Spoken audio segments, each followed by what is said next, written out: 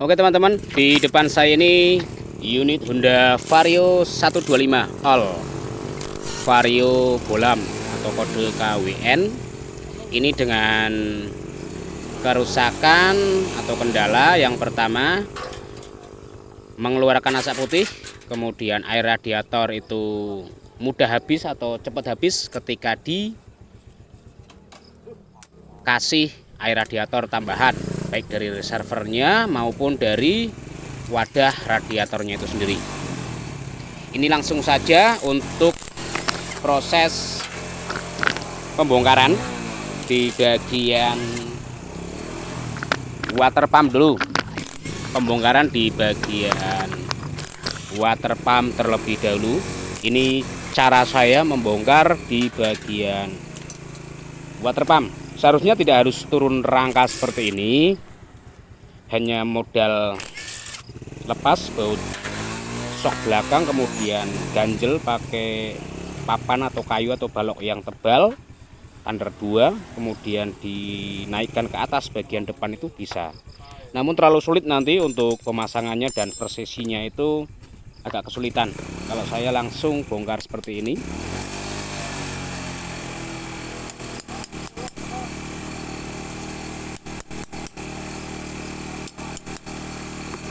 Nah, ini untuk tahapannya bisa dicungkil pakai obeng bisa. Ini saya kebetulan pakai cungkilan ban. Mungkin di video kelihatan begitu anarkis ya, tapi saya tetap mengedepankan pola perasaan, cara pemukulan dan pencongkelan. Intinya harus ada 3 titik untuk melepas supaya bagian water pump ini terpisah dari headnya.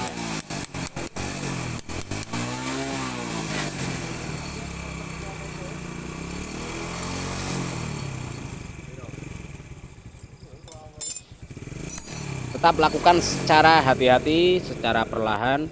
Jangan lupa lepas dulu selang bagian bawah ini, bisa dilepas. Hati-hati karena ini sirkulasi radiator. Selang ini pun jangan sampai terluka atau pecah ya. Kemudian congkel lagi sedikit ini di bagian nah. Oke. Lakukan secara perlahan-lahan. Kalau masih dalam kondisi dirangka itu susah, kalau belum pernah dilepas itu susah. Biasanya masih alot, kayak daging alot, masih keras kayak otot ya. Intinya itulah, susah untuk dilepas gitu.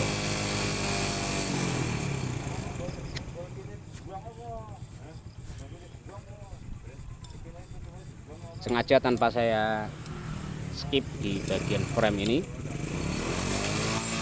Hati-hati, intinya hati-hati, ini sangat rawan sekali, apalagi di bagian pipa atau selangnya itu ya, selang bypassnya itu, selang sirkulasi yang atas ini. Nah, ini hati-hati ketika melepas, hati-hati sekali, saya sarankan hati-hati, apalagi pemula.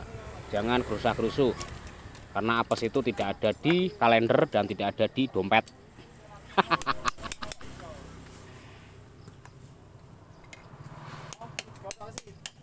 Nah, untuk bila satu tak bisa, iya, mak beludak. Oke, selesai tahap ini. Oke, kemudian pindah ke proses tahap selanjutnya. Ya Allah Gusti, ini kalau sering telat ganti oli ya seperti ini, kemudian pakai oli asal-asalan ya seperti ini, hitam semacam pantat panci. Ini parah ini. Ini seharusnya belah mesin secara total dibersihkan di bagian kalternya, kalter tengah, supaya nanti ketika diganti oli itu olinya tetap terjaga.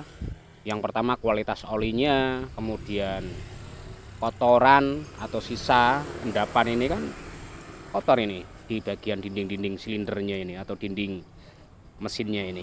Nah, ini sangat-sangat riskan sekali. Seharusnya ini dibelah secara menyeluruh, secara total seperti video-video saya sebelumnya itu saya bongkar semua. Tujuannya supaya nanti ketika diganti oli baru itu tidak langsung kotor. Nah, kebetulan ini untuk konsumennya sudah saya jelaskan, tetapi ada kendala di masalah ongkos atau biaya. Intinya hanya penanganan di bagian piston, nanti pengecekan, kemudian water pump. Namun saya menjelaskan untuk awetnya atau tidak saya tidak bisa menjamin, karena kalau tidak dibersihkan secara total ya akibat dan resiko ditanggung oleh konsumen.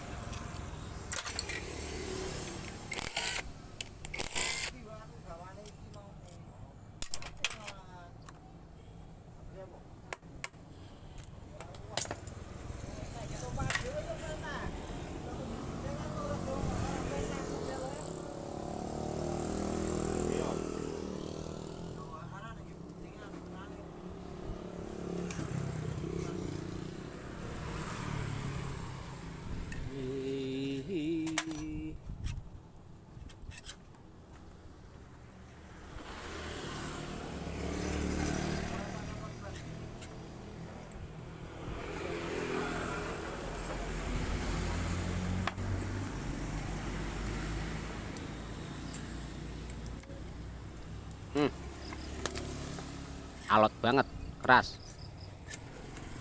Oh nyantol. Nah ini kelihatan kotor bagian gigi timingnya.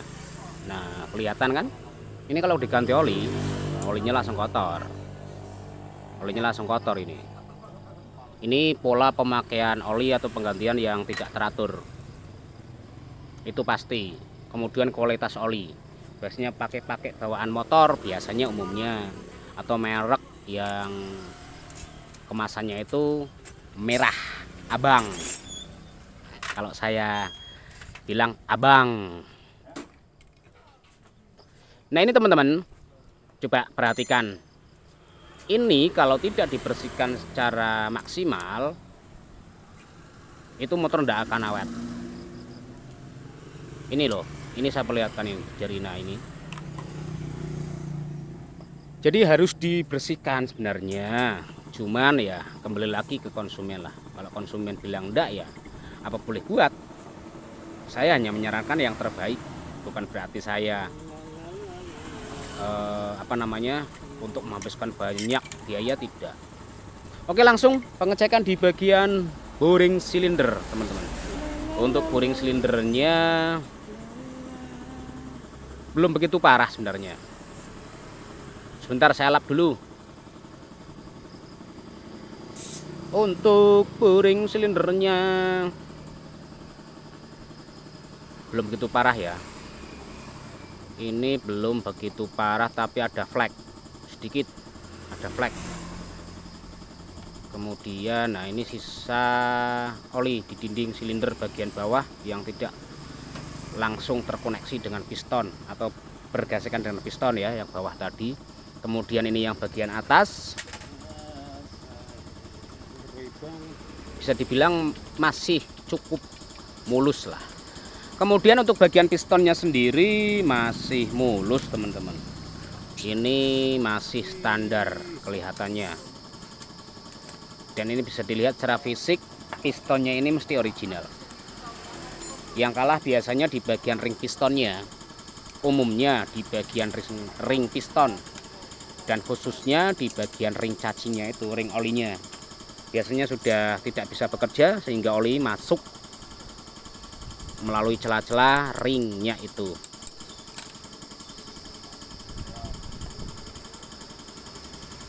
Aku tak, oh keras banget.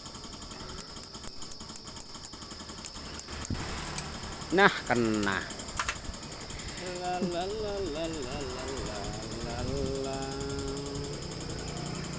Nah, ini saya coba dulu untuk pen pistonnya, apakah lubang pen piston stang sekernya itu mengalami kelonggaran. Kalau longgar banget, ya wajiblah tengah. Oke, masih aman, masih terbilang aman. Terus untuk pistonnya,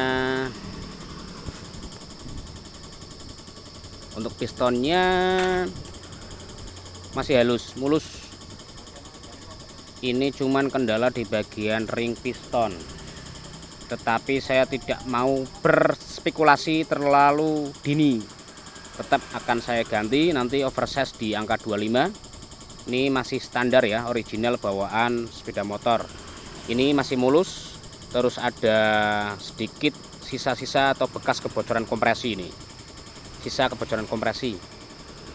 Ini ringnya saya lepas, ring kompresi 2. Kemudian ring cacing atau ring oli ya. Nah, ini kan benar.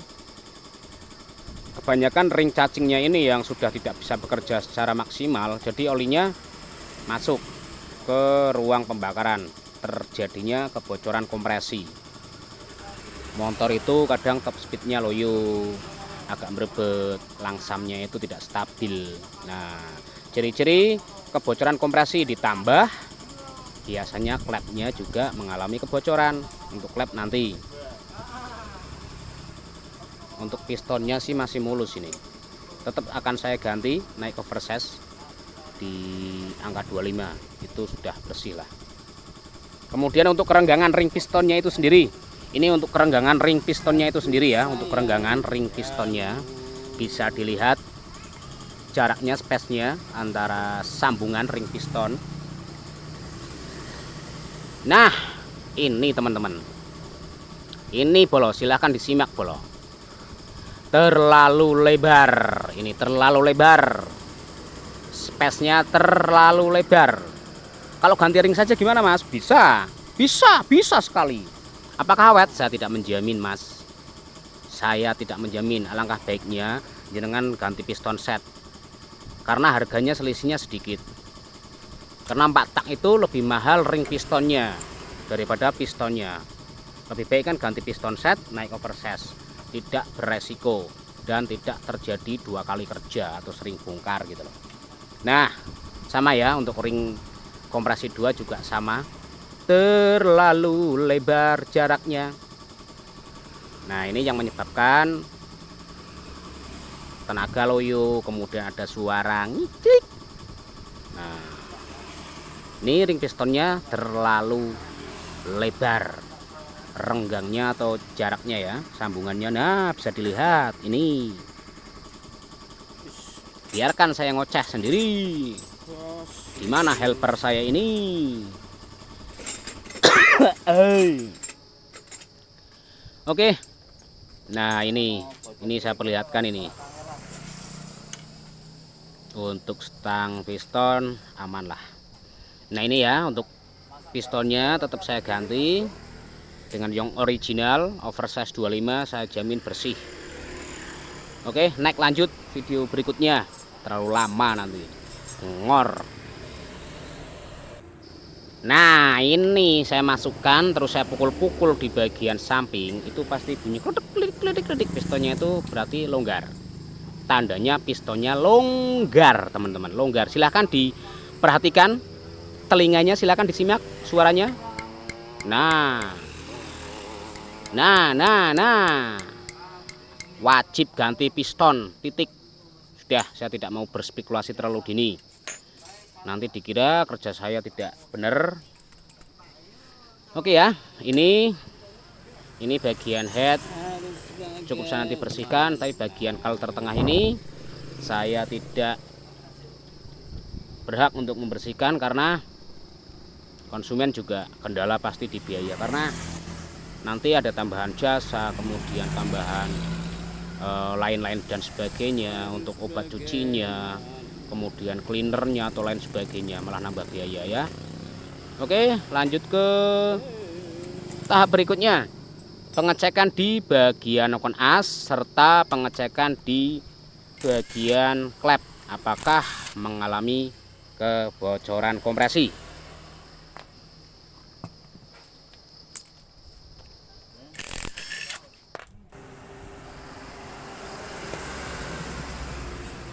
Silahkan dilepas pen pelatuknya, dan jangan lupa nanti ketika memasang jangan sampai terbalik.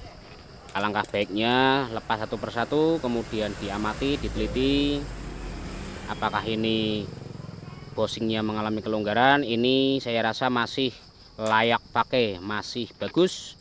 Kemudian yang klep in ini bagian rollernya juga masih cukup baik, hanya warnanya yang buluk, masih cukup bagus.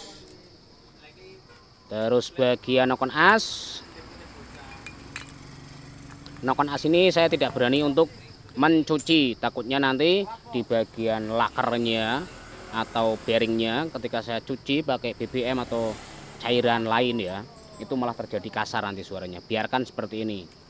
Mau bersih ya bersih, silahkan bersih sendiri, tergantung pemakaian oli nanti.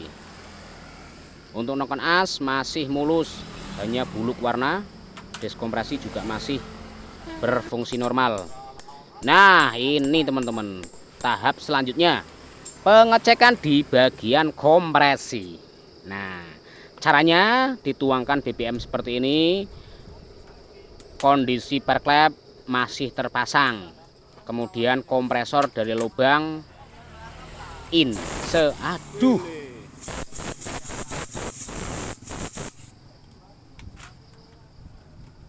parah, klep in parah, bocor. Ini bukan bocor lagi, ngobos. Ini ngobos, ini namanya.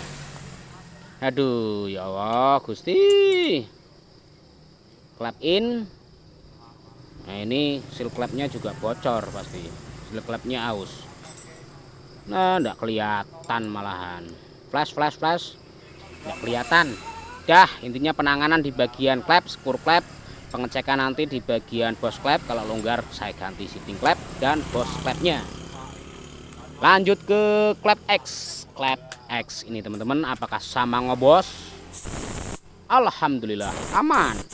Klep X aman, tidak mengalami ngobos atau bocor. Oke, tahap demi tahap sudah saya periksa. Ini tinggal pengecekan di bagian bos klep apakah mengalami kelonggaran di bagian bos klepnya. Ini tahap selanjutnya, pengecekan di bagian bos klep. Longgar, aduh, macet. Keras masih, keras masih, keras. Ada space sedikit. Terus yang X. Aduh, sama saja. Ini namanya bangsat, ini namanya. Waduh, klep X, bos klepnya longgar mas. Wajib ganti mas. Tuh longgar mas, oblak. Tuh ya. Waduh, longgar bos klepnya mas. Kalau nggak ganti gimana mas? Ya enggak apa-apa, tetapi nanti ada efeknya Mas. Nanti ada efeknya. Yang namanya bos klep dan batang klep itu tidak boleh terlalu longgar, harus bener-bener span. Kalau longgar nanti buka tutup klepnya itu tidak sempurna karena ada goyang, ada space. Jadi antara payung klep dan shifting klep tidak bisa menutup secara sempurna, ada goyangan gitu loh. Oke ya. Ini nanti saya bersihkan. Penggantiannya berarti piston, coulter. Membersihkan ini di bagian head, coulternya tidak saya bersihkan. Kemudian water pump, kipasnya itu rusak. Terus coulter tengah ini Mas, silahkan monggo dilihat kotor. Ya monggo panjenengan bagaimana. Kalau mau sekalian dibersihkan ya saya siap. Tidak dibersihkan karena kendala dengan keuangan ya tidak apa-apa. Yang penting olinya rutin Mas, rutin ganti aja, rutin diterapi. Nanti pakai oli yang berkualitas sedikit lah, jangan pakai merek yang endorsement dari HOND atau merek lain yang bagus lah, yang full sintetik. Nah ini ya Mas, filter tengahnya ini kotor seperti ini, jadi kalau diganti oli pasti langsung kotor. Nah ini coba pakai oli yang lumayan mahal sedikit, yang full sintetik gitu loh, nanti bersih. Oke ya, terima kasih, semoga bermanfaat, semoga menghibur. Mohon maaf kalau banyak bacot. Wassalam.